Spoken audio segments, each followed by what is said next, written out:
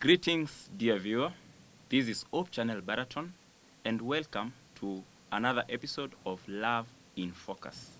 Today, we will focus on the reality of love, and I've been accompanied by two great gents and one lady. And before we begin, I just want them to introduce themselves so that we can continue. And I don't know where we'll begin, but let me begin with my brother from that side. Yeah, thank you very much for inviting me here. I'm Eric McGondi, and I'm glad to be here. Thank you. Mm-hmm. My sister? This is Lorna McKenna, so happy to be here. And I go by the name Oscar Morada. Thank you. And I'm your host, Titus Bunde. So today we have 3 questions, and I want each and every one of you to answer these questions. They are not complex. It's something that we all know. Maybe we have been through these issues. And our first question is, how do we handle conflicts in a relationship? How do we handle conflicts in a relationship?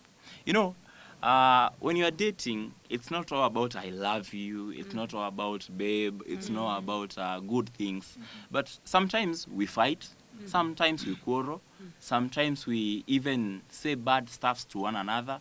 So how do we do when we are faced by these challenges? And that's why our first question is, how do you handle conflicts in a relationship? So let me begin with you, Oscar.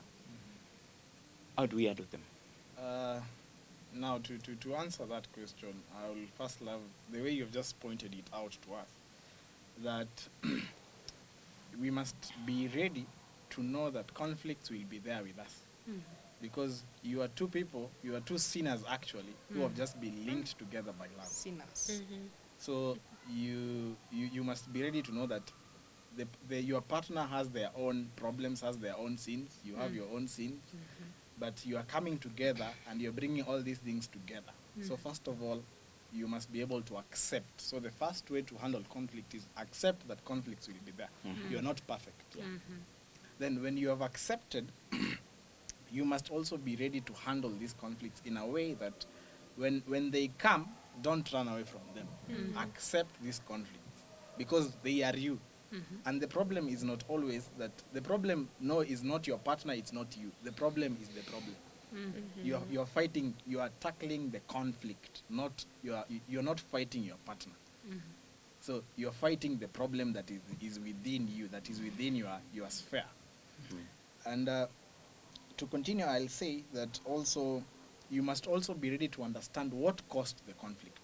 You see, you cannot solve something that you don't know the root.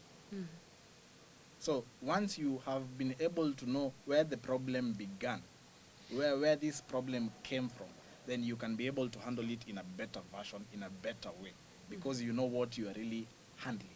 You see, for people in relationships, sometimes when we get into conflicts, some things do happen. It is either you will sit down on the conflict. It is either you will let this conflict pile up in you if you don't communicate this problem. Now, in you sitting on the problem, there is this thing that is known as gaslighting. Because you see, when a conflict arises and you take it to your partner to face or to tackle this problem, it is either for the lady or for the gentleman. They can be able to change the problem back to you, and you become the problem. Why? One reason is you let conflicts pile up in you so much that the day you bring these things on the table, there are too many. So each and every day when you get a conflict, face it there and then. But if you let it just dwell in your heart, it is just there, it is just there. So you're telling us to solve them as they come. Yeah. Like face them head on. Deal with them at that point. You see, the human brain is structured in a way that when you tackle or if your partner has done something wrong and you correct it there and then, it is very easy for them to be able to change. But if you let it stay and you come to deal it to tackle it a week later, it will not have the impact it could have had that day. And when I was saying on gaslighting, you see, when you have these problems, like they have been piling up, they are like 10. And you come to your partner today and you say, I want us to talk. I want us to handle this problem. Mhm. And you pour everything on your partner. It will be too much. So at the end of the day, what will happen is your partner will divert the energy. You will not solve the problem. What will happen is you will end up being the bad person because they have overwhelmed your partner. Yes, she was wrong. Yes, he was wrong. But the timing was wrong. What you had hold in your heart is too much for your partner to handle. So you will end up also, you have told them the problem, but at the end of the day, you will end up apologizing also for telling them the problem. Yeah. You see? So it becomes you're the problem again. Yeah. So you will not have done anything. You will not. So I got 2 points. Mhm. One, accept that the road will not be smooth. There will be conflicts. Yeah. And second point, tackle them as they come. Tackle them as they come. Yeah. Thank you. McKenna. I would say that when you're solving a conflict in your relationship, you're not fighting your partner. It's not you against your partner. It's you against the conflict. Yeah, it's not you being so judgy or like blaming your partner. You did this. You did this. And one of my points on how to tackle or how to handle conflicts in a relationship is use the I statements. Say, I feel hurt when you do this. I don't like it when you do this. Instead of you always do this, you're always doing this. So use the I statements when you're handling a conflict in your relationship. Personalize it. Be like, I usually feel hurt when you do this, or I don't like it when you do this, rather than you always do this. You know, that's like blaming your partner, okay? And then the other thing I would say is actively listening to your partner. Give them a listening ear. Tell them, solve that conflict in a very calm way. Tell them, go to them and calmly tell them that there's something you done or there's something that happened that I didn't like and it happened in one way or the other. Actively listen to your partner and do not try to, you might not be agreeing with whatever they are saying. You might not go in with their ideas or how they are trying to bring the issue, but listen to them and try to see things and try to view things from their point of view.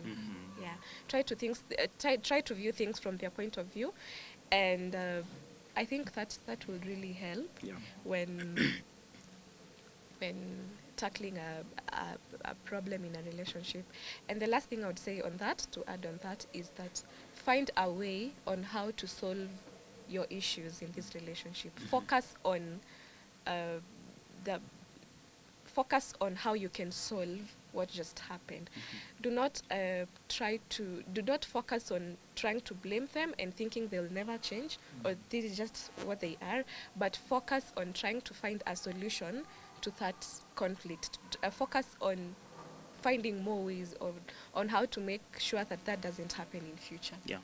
So, first point, be calm when you're solving conflicts. Listen attentively. Yeah. And be calm. And use the I statements. Do not blame them. Yes. Do not speak as if you're blaming them. Use the I statements that I feel bad when you do this instead of you always do this. Yes. Yeah. Second point is that your partner is not the problem. The problem is the conflict. Yeah.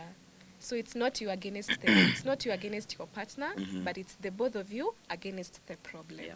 Yes. Thank you. What about you, Smile? What do you think? Thank you very much. I thank God for the gift of being adults. You see, adults can think.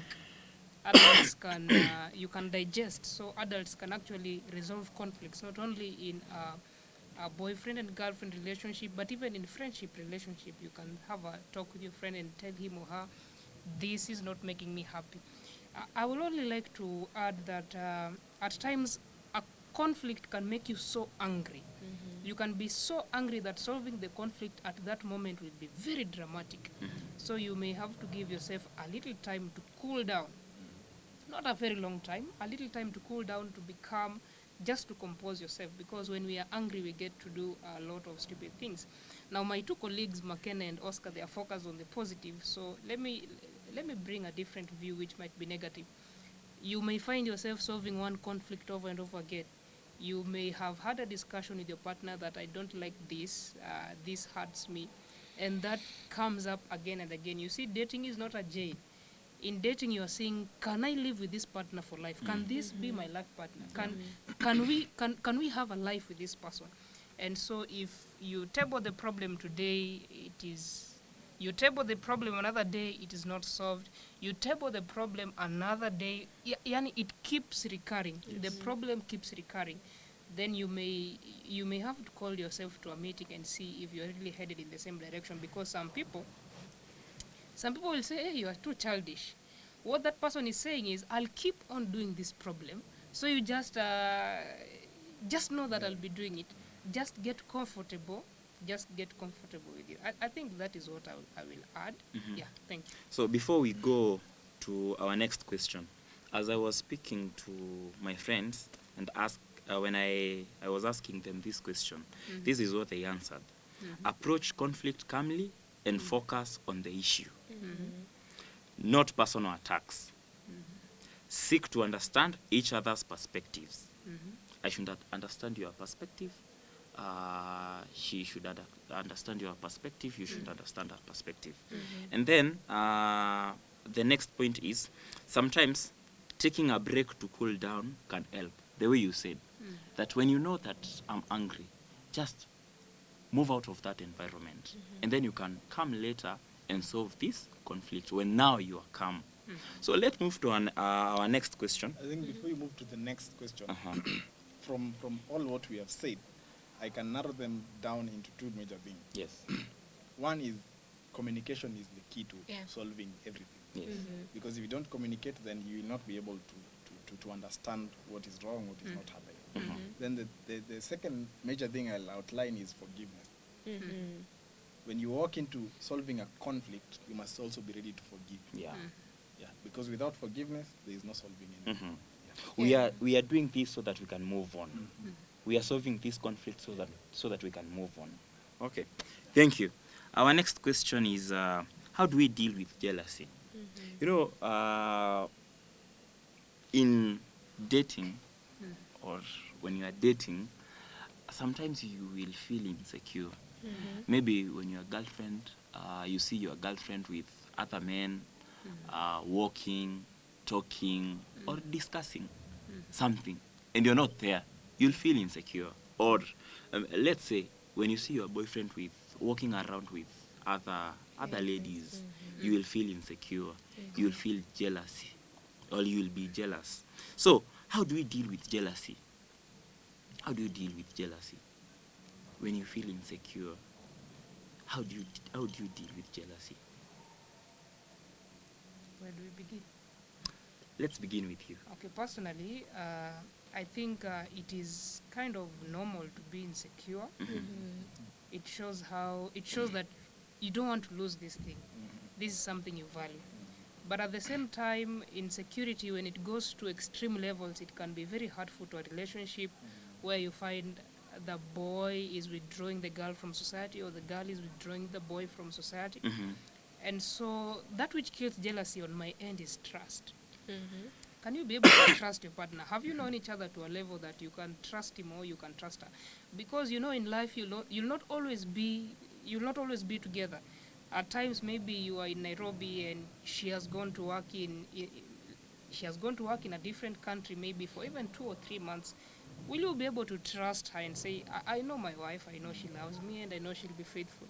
For me, it is trust that kills jealousy. But jealousy and insecurity, at times, they are normal, but when they keep recurring, when they go to the extremes, it can be deadly. So trust. Yeah. What about you, Makena? I think that, jealousy is a very normal emotion, and it's okay to feel jealous over your partner, just like Eric said, because that shows, like he said, that you really don't want to lose this thing, that you treasure it so much. So it's really normal to feel jealousy, and to have some sort of insecurity in your relationship, but it depends what sort of insecurities you're having, okay? So I would say how to deal with insecurities or jealousy in a relationship. First, you need to set clear boundaries. By saying you need to set clear boundaries in your relationship, we have healthy boundaries and we have very unhealthy boundaries. Because you doesn't mean because you're jealous I shouldn't be having male friends. That is a very unhealthy boundary. That is so unhealthy. That's not a healthy relationship. We should be allowed to have friends of the opposite gender, but still we should be having boundaries in between ourselves. So I think how to deal with this, we really need to set very, very healthy boundaries of I know I am dating someone, and so as much as I interact with my male friends, or as much as you interact with your female friends, we need to have a set of boundaries set between us, in a sense that you understand that I have my partner somewhere, and if I do something, if I do this might not please my partner, and so I keep myself from not doing it because at the end of the day I respect this person. And another thing I would say is let us challenge negative thoughts. You see, jealousy comes from those negative thoughts. Yeah. So let us try to challenge these negative thoughts in our relationship and understand that it's life doesn't revolve around your relationship. Life revolves around many other things. So when you're able to challenge negative thoughts, like maybe when she goes out she will do this, maybe when she goes out with someone she'll do this, challenge those negative thoughts, and that will reinforce trust in between you guys, and both of you will feel secure. Once there is that sense of security between the both of you, then there will be no there'll be no space for insecurity to come in. Yeah. What about you, Oscar? What do you think? I would love to concur with what they have said. And one thing is that, you see, in the Bible, we read where it says that because of the love that God has for us, he becomes jealous when we do not do what he says. When we are unfaithful to him. It is all because of love. So also love with jealousy, it has something good. I would love to read something. I hope you'll get it. Please do. And I hope the viewer will get it also. See, jealousy is the small poison you need in honey to kill any relationship. Have you gotten it? No. You have not gotten it. Okay. Please come again. Jealousy is the small poison you need in honey to kill any relationship. Because honey is sweet. Yes. The relationship is sweet. Okay? Yes. But in this honey, it is sweet. It can be a whole jar. Yeah. But if you put a small poison in it, does it become sweet still? It will be sweet in the mouth, but in the it will stomach, kill you. It will kill you. Yeah. So in short, yes, jealousy is good to some point. Yes. It will save you from something. Yes. Because at times the insecurity is good because it has the potential to arouse you to a specific threat. And I will just say the best way to handle jealousy and all these things is to be clear and to lay a foundation, or to just be clear to your partner and to give them an understanding of what triggers jealousy in you. Yeah. You see? Yeah. So like if you do this for me, I'm not comfortable with it. You see, you tackle it there. You see, or me, I'm just okay. You can hang out, you can do whatever you want. But if you're not okay with it, what triggers the jealousy in you? Just outline it to your partner. You see, I'll just take the example of God because He's the founder of love.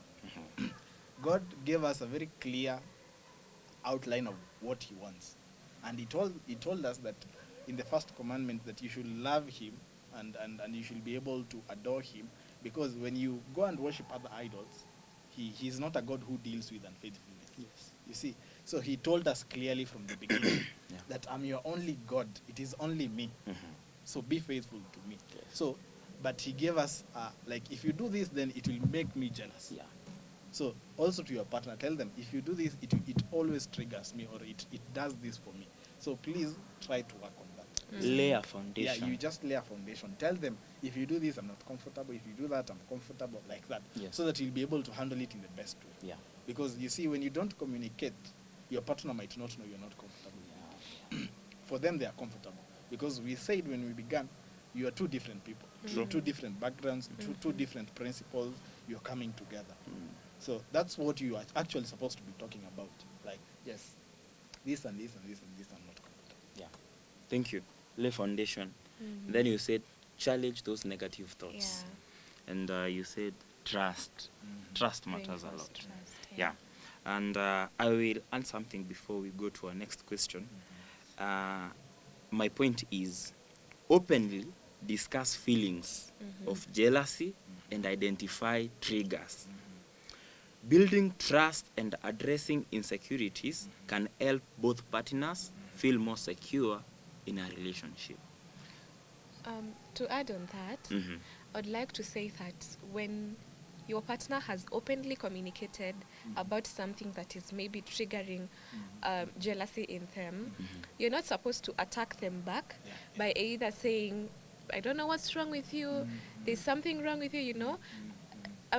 It will be so good if you listened to them, attentively listen to them and understand and try to give them that safe space of like talking to them, of them communicating to you, such that when they raise such an issue, sorry, that there's something that triggers my jealousy. When you do this and this, it triggers me. You, as the recipient of that information, try to receive it in a very positive way. Yeah. Thank you. Our last question is, what can we do to keep the spark alive?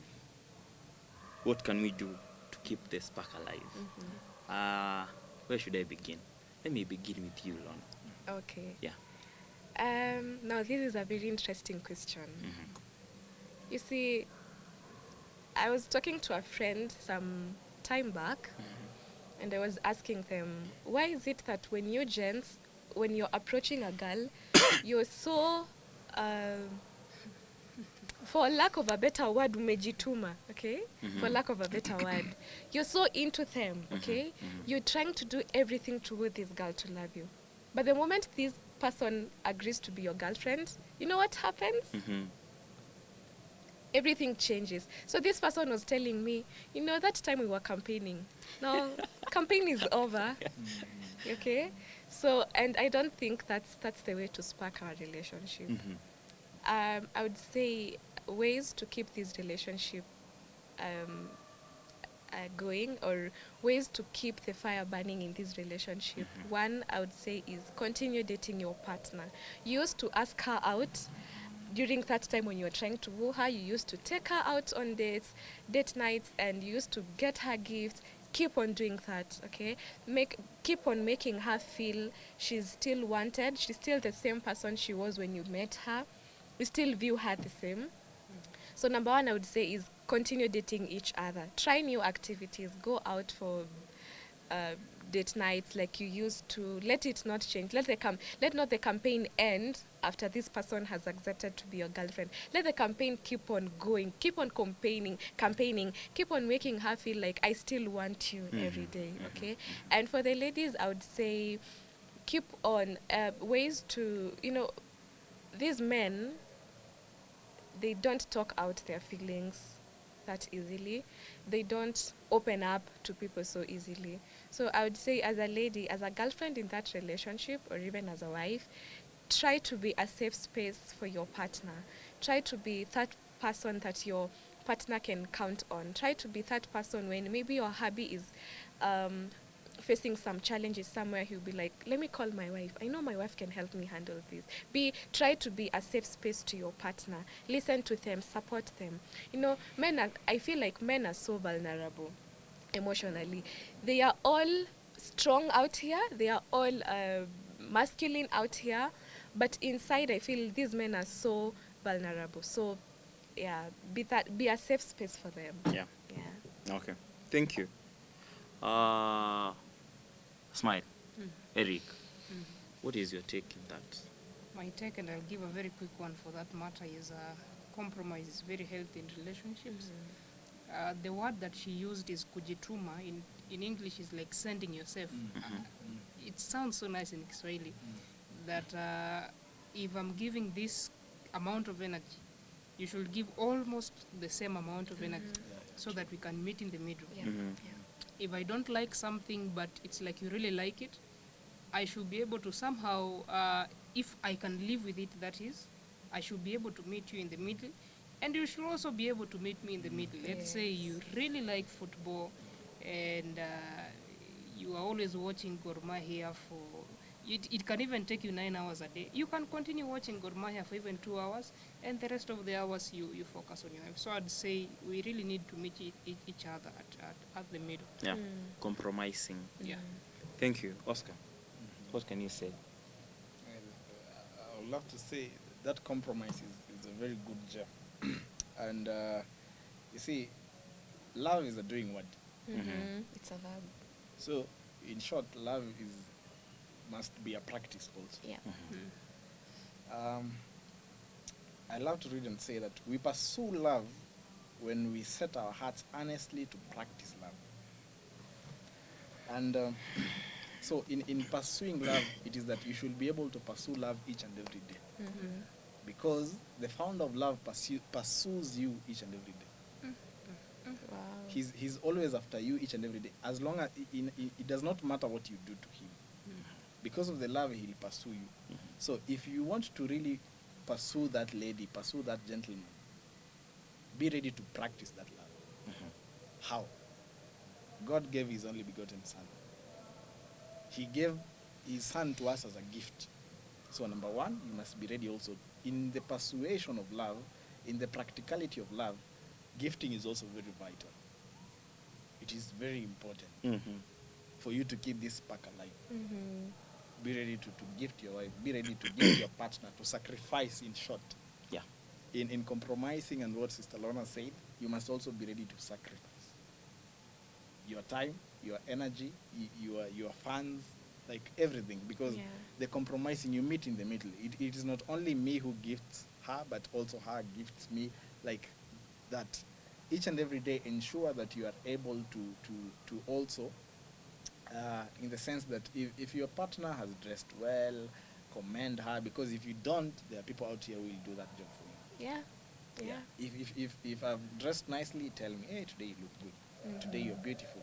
That is what keeps the spark alive. Yeah. Be Random able- compliments. Yeah, just do it, because people out here are always ready to. They are always observing. Where you have not done it, they'll do it. But if you have done it, you have already kept that spark in her. So even if another person tells it to her, she's like, my man already told me. My partner already told me. Yeah. Thank you. I think we were supposed to begin with this question because I can see you does a lot of are James and you are all active, but because of time, maybe let me put my few points, my 2 points on this question, and then you guys can say your last ones as we wind up. Okay, so my first point is regular date nights. The way you said, keep on dating your partner. Keep on with the campaigns. And try new activities together. Maybe you can go for hikes. You can go for swimming together. Like, try new activities together. My third point is expressing your affection. Expressing your affection can help maintain excitement. Maybe the dress you put on today, I've never seen you with it. I'm supposed to compliment you. Or let's say you did something. A new haircut. Yeah, let her compliment you. Yeah. Yeah, so compliments are important. And we have small gestures of love and appreciations go a long way. Like gifting your partner, doing new things for your partner. Yeah, will keep the spark alive. So I want you to tell us something small. Then we come to Lorna, and then we come to our brother Oscar as we wind up. Okay, in closing, I'll say keep evaluating, especially for those of you who are not yet married. Keep evaluating if your partner is evolving into a husband or if she's evolving into a wife. Keep evaluating, can I live with this person for the rest of my life? If there's a problem, for example, you see, what you see in dating actually magnifies itself in marriage. The volume that is in dating is actually increased in marriage, because in marriage you see this person says, she ain't going nowhere, he ain't going nowhere, he's mine. And so, yeah, just keep evaluating if you will live with this person for life. Thank you. I would say that love is really a beautiful thing, and just to like add on what you've said, as you keep on evaluating if this partner is ready for marriage or if they can make a good wife or a good husband, I would also say love is really patient, and you really have to be patient with your partner. Okay, you know, let me just say, maybe your partner is not what you want them to be, but you can maybe try to work on what you want them to be, and you can also pray about your relationship. If you intend to get married to them, you can keep on praying for them. Of course you should intend to marry them. So yeah, I would say be patient with your partner. Try to teach them, maybe this is not how we do it, but this is how we do it, and keep on praying for them. Thank you, Lorna. Yeah. To you, Oscar. I was the point of Brother Smile was really enough to also close this thing and we go home. But now, to close it up, I'll just say it is the reality of love that all these things must face us, must be able to live with us. And in the first episode, I believe the panelist who was there said something, that love is like a tuk-tuk. Yeah. That it has the front wheel is God and the two wheels behind is you and your partner. So in all these things, for you to be able to be at a safer place, is always go to the leader. Always go to the founder, who is God. So make sure that your relationship is more prayerful. You pray for your partner, pray for yourselves, because you are weak. Yeah, you might be willing to do great things and achieve more, but you need Christ to be able to guide you. There are points you will reach, you will break down. Yes. And Jesus Christ is the only one who can be able to lift you up. Yes. Yeah, there are points of doubt. You'll be able to doubt, is this the right person? Is this the person I want to be? So you just go to the founder, because he knows. He created both of you, so he knows if you're fit for each other or not. Yes.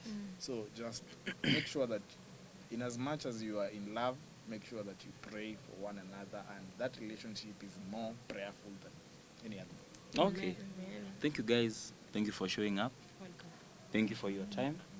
May God bless you. Amen. Amen. And to our dear viewers, thank you for tuning in. This is Love in Focus. Let's meet next time, same place, same time. May God bless you.